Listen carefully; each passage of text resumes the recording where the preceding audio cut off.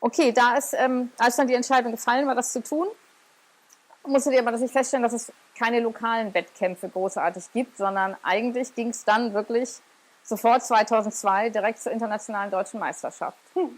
Ja, ist schon schräg. Das ist schon schräg, ja, das stimmt. Wie Aber gesagt, es ist eben so, wenn es nichts anderes gibt, dann muss man das machen. Ja, und wie war das? Das war zunächst eine zu große Herausforderung, hatte ich gedacht. Da hat so ein bisschen meine Psyche mir einen Streich gespielt, weil ich dachte, erstens, was hast du hier verloren? So behindert bist du gar nicht. Sehr arrogant, ich weiß, bin ich auch nicht stolz drauf, aber damals habe ich so gedacht. Weil ich musste klassifiziert werden. Wir müssen ja im paralympischen Bereich nicht nur starten wir in Männchen, Weibchen getrennt, sondern halt auch in sogenannten Startklassen, sodass das relativ fair ist in den jeweiligen Läufen.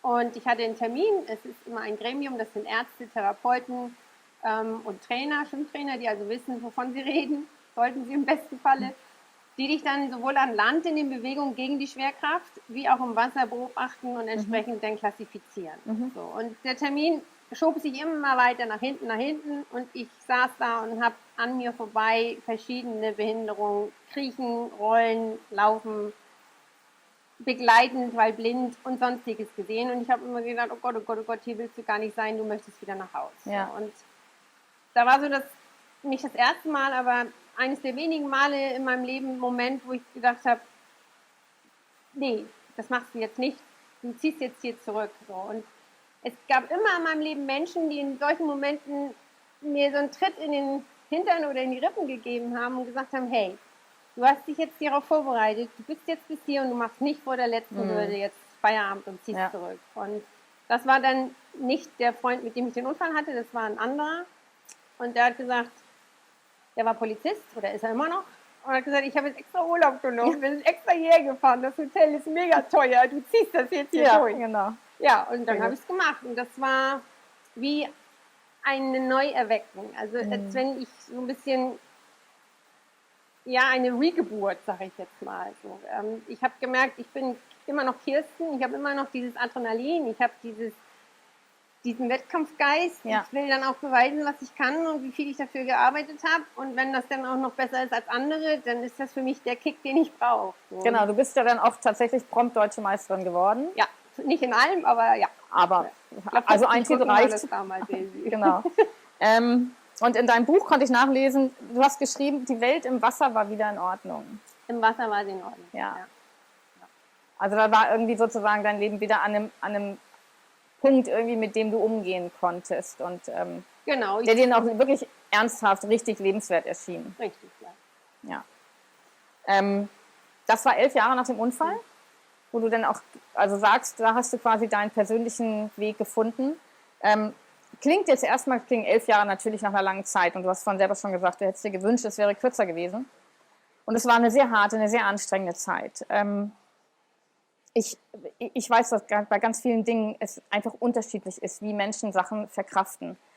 Aber mir begegnen auch immer wieder Menschen, die der Meinung sind, das müsste doch alles schneller gehen. Egal, ob du sowas hast, was dir passiert ist, was natürlich unglaublich großer Einschnitt im Leben ist und wahrscheinlich so mit das Schlimmste, was dann passieren kann, oder auch nur Liebeskummer oder man verliert einen geliebten Menschen. Viele Menschen sind immer der Meinung, ja, aber komm, das ist ja jetzt ein Jahr her, jetzt muss er mal gut sein. Ist dir sowas begegnet? Und wenn ja, wie bist du damit umgegangen? Also es ist mir sehr, sehr viel später begegnet. Und zwar gar nicht in der Situation, die ich mit mir hatte nach dem Unfall oder mit der Art und Weise, wie ich damit umgegangen bin, sondern als ich Menschen verloren habe, die ich liebe. Mein Bruder und meine Mama. Und dazu kann ich nur sagen, das sind einfach dumme Menschen, die sowas sagen. Weil es gibt kein richtig und kein falsch in der Trauer. Überhaupt nicht.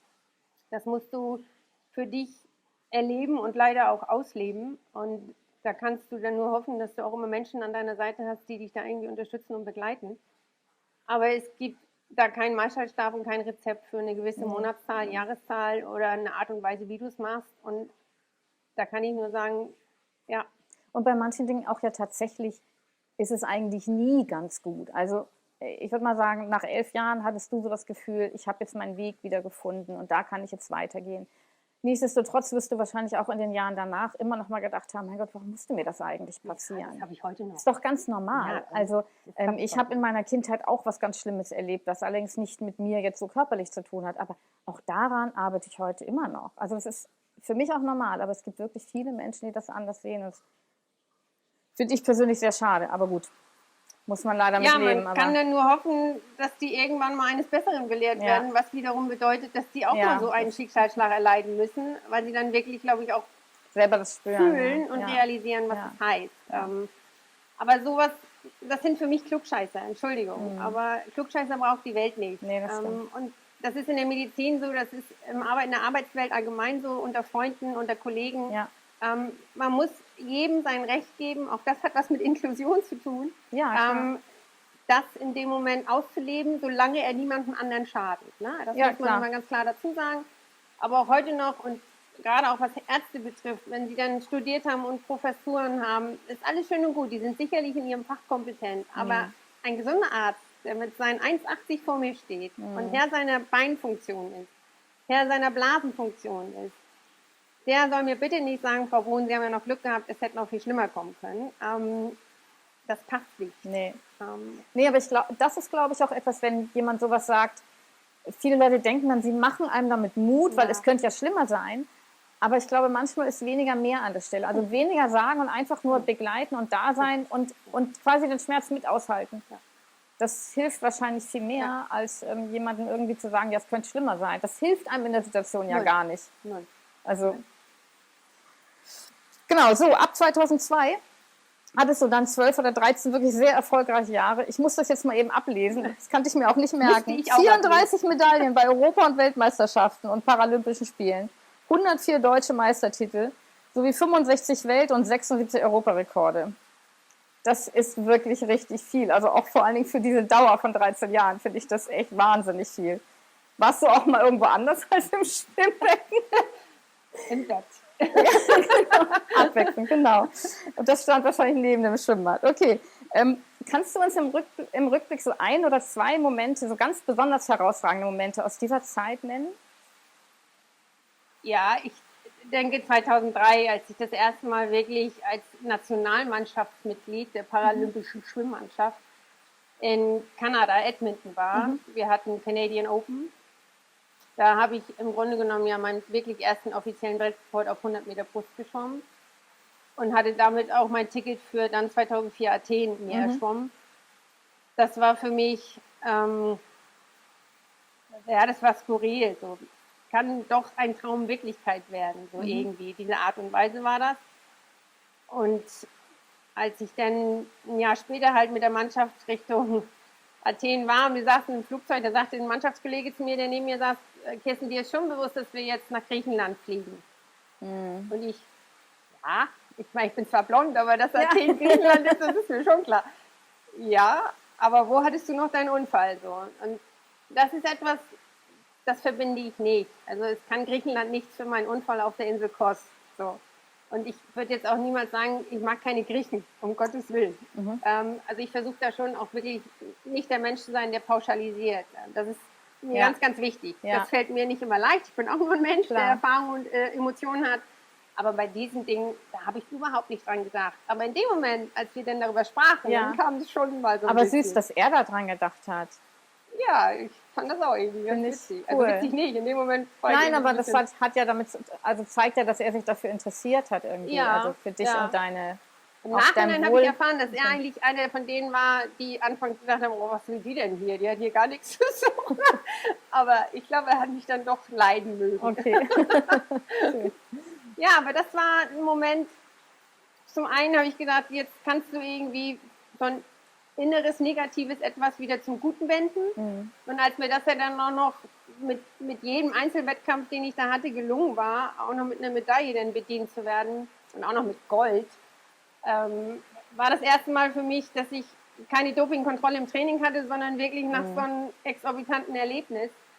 Und ich dann natürlich kein Wasser lassen konnte. Ist so, ne? Ja, klar. Nee, das wenn man es muss, Toilette, aber dann nicht. Und dann irgendwann der Schiedsrichter kam und sagte, Kirsten, um halb ist die Siegerehrung. Die Medien international sind alle auf Programm. wir können nicht wegen dir die Siegerehrung verschieben. Du musst jetzt mal zusehen. Dann sagte die Mannschaftsärztin, stell dich mal hin. Also ich hatte bis dahin 6 von diesen, ich glaube, halben Liter Powerade hellblau getrunken. Wenn ich das Zeug heute sehe, da habe ich diesen Geschmack sofort wieder auf der Zunge. Und ich stand noch gar nicht ganz, dann musste ich zum Glück zur Toilette und wir haben auch alles ganz ordnungshalber gemacht. Dann habe ich mir den Nationalmannschaftsanzug angezogen. Das ist ja alles auch im Programm vorgeschrieben, was du wie anzuziehen hast. Du darfst keine Maskottchen mitnehmen. Ich durfte meine Teddys und durfte ich alles nicht mitnehmen, aber okay. Dann habe ich nochmal meine Haare ein bisschen gerichtet. Auch das weiß ich heute, ist nicht geglückt, aber egal. Und habe mir dann gedacht, du weinst nicht. Warum solltest du jetzt weinen? Das ist etwas Positives und da weint man nicht. Ja, die Hymne hat noch gar nicht angefangen. Emotionaler Mensch. Entschuldige, da habe ich schon angefangen zu weinen. Das Blöde ist, ich würde am Fernseher weinen. Gut aus, wenn du weinst. Ja, klar. Aber es war nicht aufgrund der Emotionen, sondern ich musste dringend zur Toilette. Das war die Rache der Dopingkontrolle. Und war dann auch noch irgendwie im Glauben, dass wenn jetzt die Hymne gleich vorbei ist, dann kann ich schnell mal irgendwo hin. War nix, nee, weil dann kommt die sogenannte Mixzone, wo also Reporter international dir gefühlt eine Stunde dieselben Fragen stellen, aber du ja jedes Mikrofon auch bedienen musst. Ja. So, und dann auch noch auf Englisch teilweise. Wenn dann die Mitte Mitte deines Selbst dich drückt und quält, dann noch zu konzentrieren, auf Englisch irgendwie einigermaßen clever rüberzukommen. Das war eine Herausforderung, die ich in meinem Leben nicht vergessen werde. Lustig. Heute lustig. Ja, genau, damals gar nicht. Genau, ich denke, sicherlich ganz besonders war wahrscheinlich auch dann 2012 zum 3. Mal das zu schaffen, in der gleichen Disziplin die Goldmedaille zu erringen. Das hat, glaube ich, bis dato auch noch niemand geschafft. Das war sicherlich auch nochmal so was ganz Besonderes. Zumal du, ich nehme mal an, schon in dem Moment wusstest, dass du nicht nochmal zu Paralympischen Spielen fahren würdest. Ja, das habe ich mir selber gar nicht so vor Augen gehalten und das war auch gut so, weil dann hätte ich mich noch mehr unter Druck gesetzt und mein persönlicher Druck ist schon immens.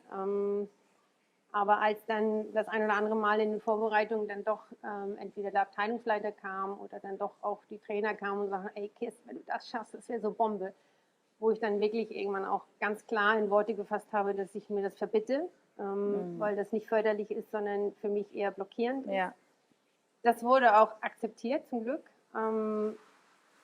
Aber ich bin auch extrem froh, dass es geklappt hat. Ja, glaube ich. Ich hab das ehrlich gesagt auch gar nicht gewusst. Wenn ich nicht gesagt hätte, ich bin nicht der Typ, der jetzt in den Annalen da irgendwie recherchiert. Aber es gibt immer Leute, die einem das dann sagen. Aber prompt. Ja, und gerade auch Reporter, ne? Die dann natürlich dann glauben, die haben dann noch einen Reißer. Aber da bin ich dann zum Glück verschont geblieben. Ja, sehr gut.